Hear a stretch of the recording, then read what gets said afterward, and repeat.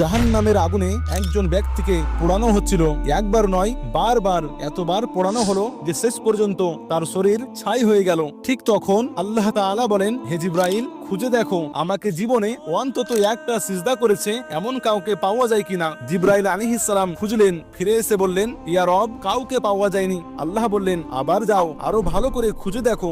অনেক খোঁজার পর এক জায়গায় পাওয়া গেল সেই ব্যক্তিকে যার শরীর ছাই হয়ে গেছে, কিন্তু অন্তরের গভীরে ইমানের খুব সামান্য একটা আলো এখনো জ্বলছে। জিব্রাইল আলাইহিস সালাম বললেন, ইয়া রব, এর অন্তরে সামান্য ইমান আছে। আল্লাহ বললেন, যেহেতু সামান্য হলেও আছে, ওকে জাহান্নাম থেকে বের করো। তাকে বের করা হলো এবং একটু দূরে রাখা হলো, কিন্তু আগুনের লেলিহান শিখা এখনো তার শরীরকে ঝলসাচ্ছিল। সে ব্যক্তি কান্না করতে শুরু করলো। সে বলল, ইয়া আল্লাহ, আমি কিছু চাই না, তুমি আমাকে জাহান্নাম থেকে বের করেছো, এটাই আমার জন্য অনেক। শুধু এমন জায়গায় রাখো যেখানে আগুন আর কষ্ট না দেয়। আল্লাহ তাআলা বললেন, ঠিক আছে।